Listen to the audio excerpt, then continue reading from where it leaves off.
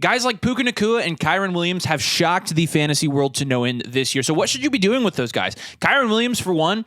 Cam Akers, gone. Cam Akers was not a good fantasy pick, not a good best ball pick. Imagine that. He was the middest of mid. We wish him the best, but again, for fantasy purposes. Now, what I did not expect was for Kyren Williams to come out and do this. He took that backfield and ran with it. Literally.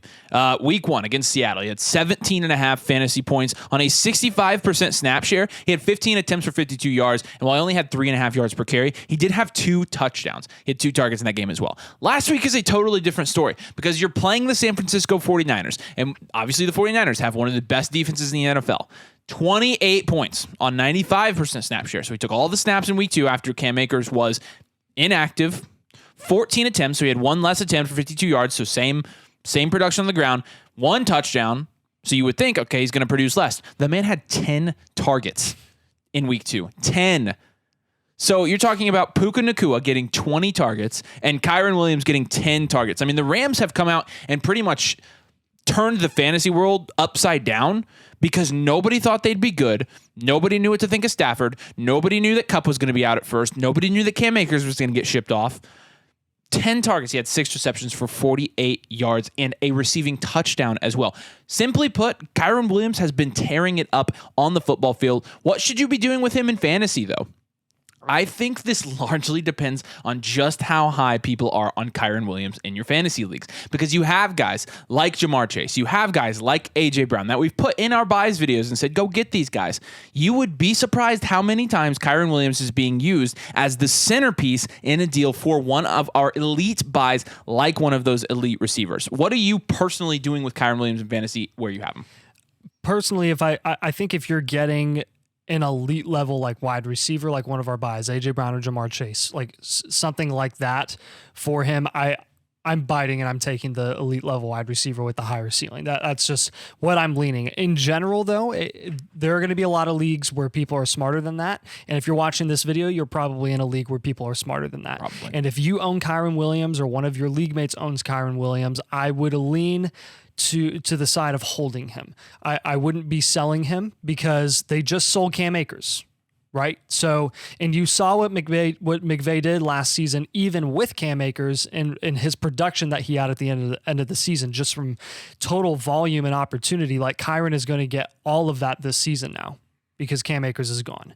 And on top of that, Matt Stafford has not proven, I mean, he has to prove that he can stay healthy for an entire season. And I think regardless of what Stafford does, if he's healthy or not healthy, I don't think it matters with Kyren, because if he's getting 10 targets, like it'll probably be an in-between. He'll probably get about 5 targets a game on average. That's incredible. That's really good. Awesome. I think he's a great asset there. And yeah, for on a side note, on the Akers side of this, Akers is now going to Minnesota, and Akers is buns. And so is Mattison. Do you know what 2 buns equal?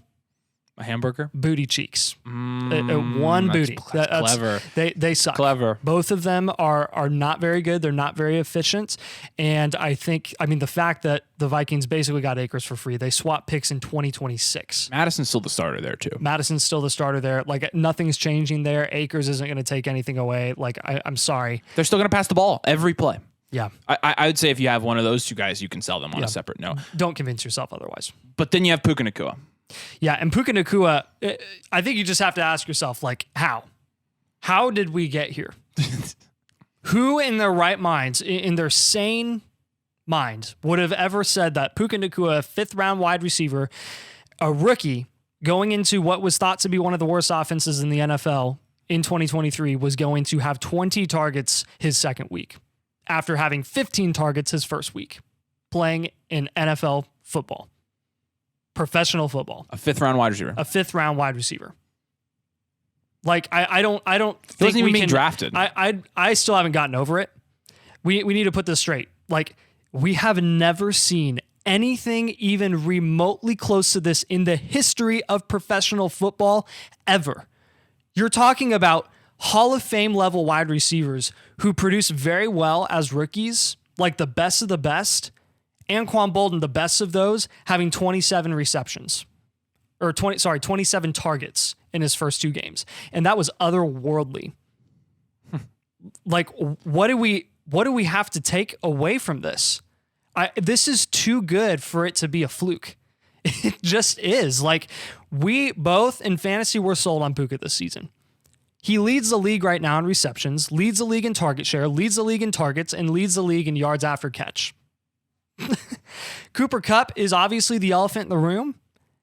And honestly, at this point, it just doesn't matter. If Cooper Kupp comes back after 4 weeks, I don't really care. Because McVay has shown time and time again since he's joined the Rams that he is capable of helping two top wide receivers produce in fantasy. I mean, see Robert Woods and Cooper Kupp. See Brandon Cooks and Cooper Kupp and Robert Woods. So just any of those combinations when they were healthy, they were both producing that couplet of wide receivers were producing as high-end wide receiver twos. So with Puka Nacua, if you're getting him off waivers, even if he takes a bit of a step down, if Cooper Kupp comes back and is fully healthy, I don't really care because you're still starting him every single week. So he's a hold for you. He's a hold for me, yeah. When you look at Puka Nacua and his coverage success rates, against man, 85%, against zone, 70%, against press, 87.5%. So it's not like Puka Nacua is just a beneficiary of a very good Sean McVay scheme. While, yes, that's going to be part of it, it's not the whole story. Puka Nacua has actually looked very, very good. He's been identifying soft spots and zones. He's been reading defenses very well. He's looked very intelligent as a player, and I think you have to take that into account. Yes, it could be a combination of coaching and scheme and quarterback and volume, but let's give Puka Nacua credit where it's due. He's also a hold for me, I think, and I like you said, there's nothing. Literally have seen nothing like this ever in fantasy football in my entire life. So it's kind of murky for us to tell you what to do. That's why we're going to say hold. And with Tank Dell and Nico Collins, these are guys that we were not high on because we thought the offense in Houston would be a dumpster fire. It's still not great, but CJ Stroud is better than expected. Well, better than some people expected. Look, third-round rookies that are the size of children are likely to have inconsistent production. And I'm sorry if that's harsh, but that really is the truth with Tank Dell. Tank Dell is a very small dude. Last week, he obviously broke out and had a lot of points, but again, he played the Colts secondary. And look, 7 receptions for 72 yards and a touchdown, 20 points when Dallas Flowers is guarding you. Again, I don't think we should be jumping off the deep end with that. When you're looking at the overall stats this season for the Houston Texans, obviously Nico Collins has been the wide receiver one there from a targets perspective, and we expect Nico to continue to get those targets. I think Nico is a little bit of a different story because when you're looking at Nico Collins and his targets, in his last game he had 9 targets. In his first game he had 11 targets. So you're talking about a guy that's getting 10 targets a game, a guy that has clearly shown to be comfortable with CJ Stroud, a guy that CJ Stroud actually is forming some chemistry with, a guy that had 150 yards and a touchdown. That sounds a little bit more sustainable to me, especially given the fact that Kenny Moore was guarding Nico Collins and not a Dallas Flowers type. That seems a little bit more sustainable to me. And CJ Stroud's passing volume, awesome. Like, it is great. Like, somebody's absolutely going to come out of here as a wide receiver 1 or a wide receiver 2, whatever. You know what I mean. Tank Dell's a great weapon, though. And there are 3 veterans in that offense that are going to get the ball usually before Tank Dell. Robert Woods, probably going to get the ball before Tank Dell.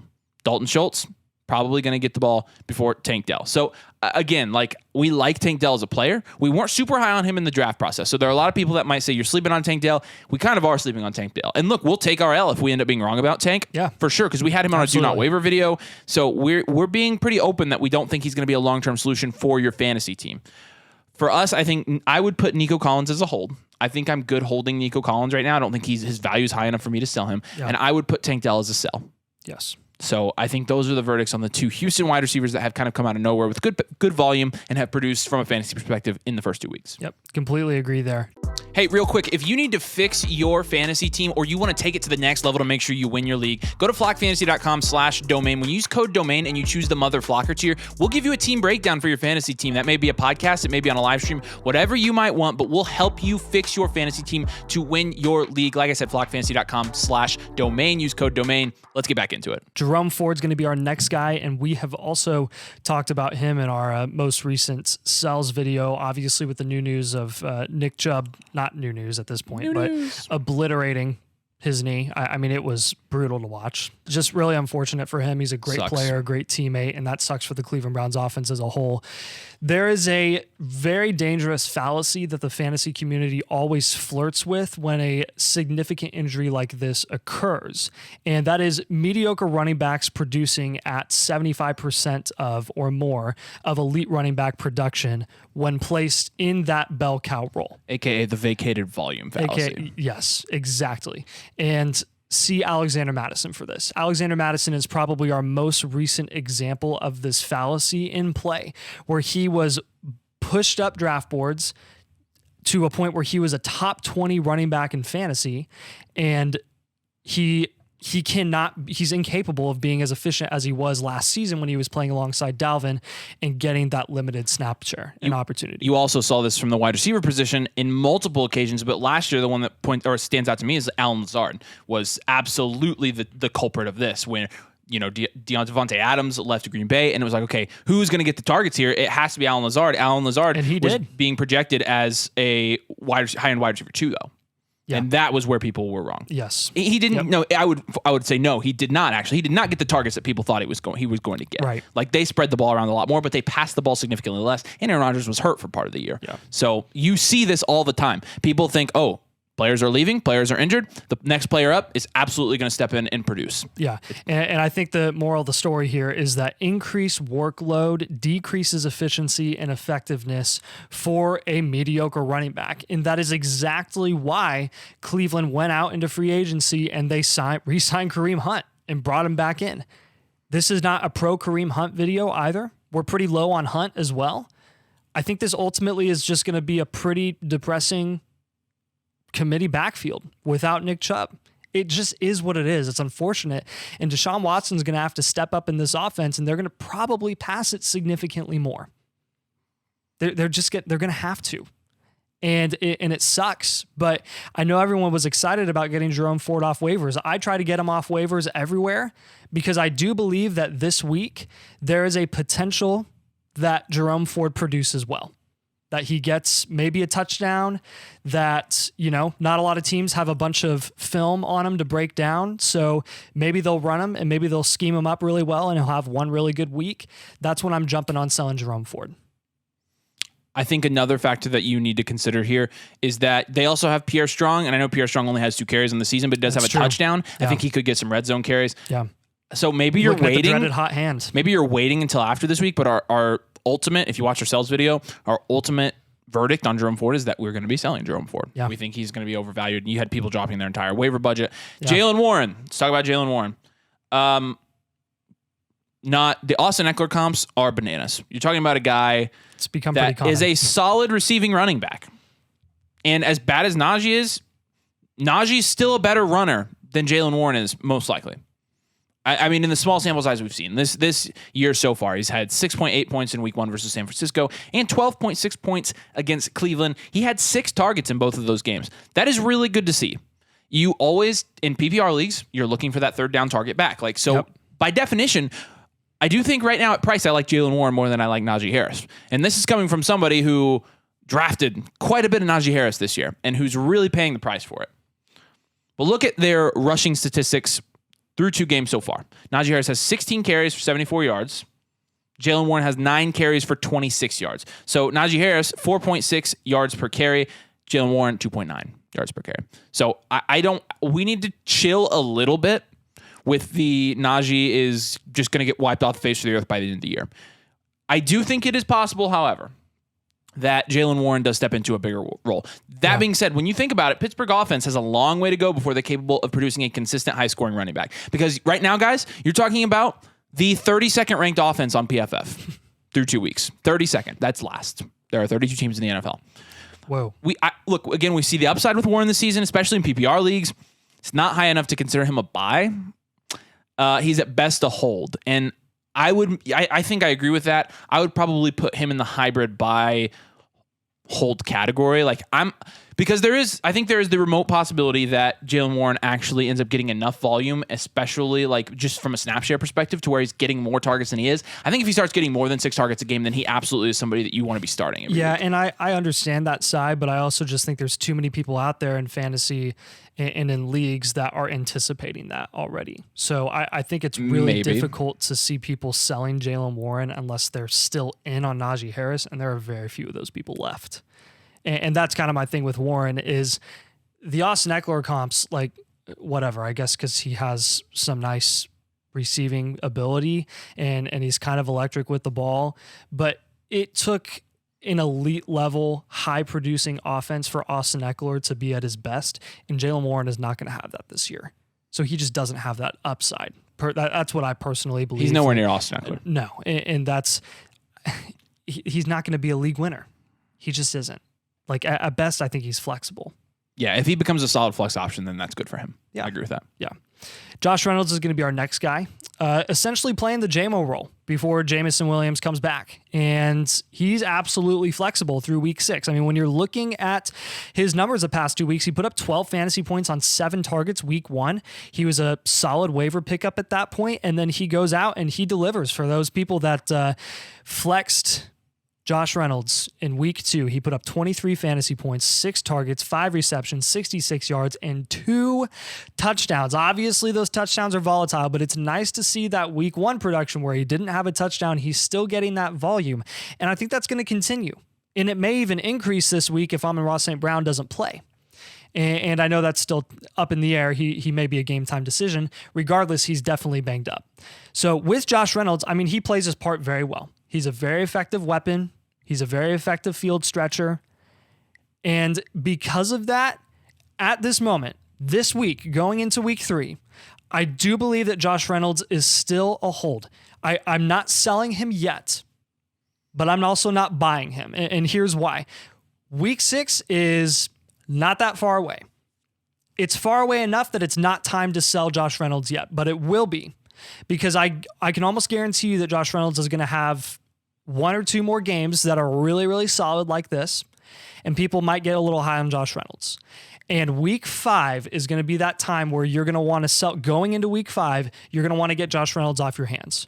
Because going into week 6, the last week that Jameson Williams isn't playing for the Lions, people are all of a sudden going to wake up in fantasy, and they're going to remember that Jameson Williams exists. And Josh Reynolds is going to plummet. Until then, there's going to be a lot of desperate people who are struggling with injury in their leagues, and they're going to want to take the shot on the guy who's putting up points right now. Because in your casual leagues, there are people that see this, they'll see this game log, and they'll say, oh, this guy's scoring points. This guy's a dog. This guy's really, really good.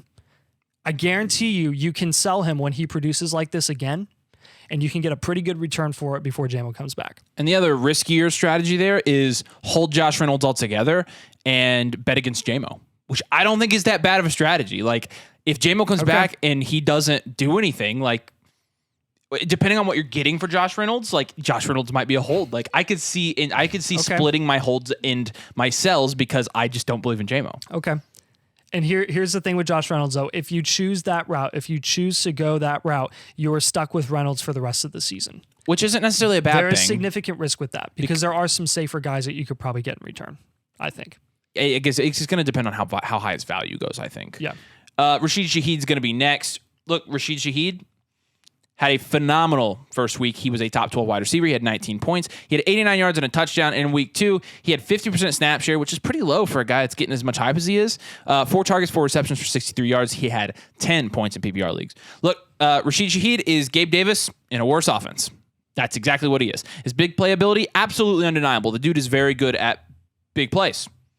He's a great stash in 12-team format, so if you're playing in a deeper league, yeah, you should absolutely be stashing Rashid Shaheed. Anytime your roster's having injury issues, brutal bye weeks, you've got to be feeling comfortable about flexing him, which is good. Again, it makes him a stash. It makes him somebody, I mean, similar to Gabe Davis. Gabe Davis isn't a guy like I'm comfortable starting in every league format every week, but he's a guy I like to have on my bench, and I know I can plug him in during bye weeks, and he might get me 20 points because he's a big play guy. Yeah. A touchdown week for Shaheed is almost always a big fantasy week overall. So you saw that in week 1. In week 2, he did not get a touchdown, but again, he still had 10 points, which is still flexible. So with Rashid Shaheed, I think he's in the buy hold range. Yeah. I think if you can go out there and get Shaheed for cheap, get him as a throw in when you're trying to make a semi-lateral move at some position, try to get Shaheed as a throw-in. I mean, there's going to be some points where you're going to need him during the season, during bye weeks and during times where your guys are struggling with injury. And you can throw him in there and hope that he has a really good week. I mean, a touchdown week is a very good week for Rashid Shaheed. Chances are if he scores a touchdown, it's a very high-scoring game for him overall. Round it out. Sam LaPorta, an impressive start for a rookie tight end. His first 2 weeks in a seemingly loaded offense. J-Mo is out. Amon-Ra is banged up, and the Lions refuse to use their 12th overall pick in Jahmyr Gibbs. Over the last 2 weeks, he's had 102 receiving yards total and 10 receptions for 8 and 11 points, respectively. He's been a great safety blanket on just in general for Jared Goff, and on third down, a nice third down option as well. I think with him going into the end of the season, like, this is a guy that's going to continue to build off of his skills. And I mean, we knew that he was a good pass catcher going into this season, even as a rookie, that he may exceed expectations. And so far he has even exceeded our expectations for him, which were already pretty high. I think you're going to see some good stuff from him as the season progresses. Really excited what he's going to showcase. If you can get him again as a throw-in or even off waivers, he's a good pickup right now, probably a good stash. All right, that's going to do it for today's video. Make sure you drop a like on the video and make sure you subscribe. We've got fantasy content coming out all season long. We're going to help you win your fantasy leagues. Thanks for watching, guys. We'll see you later.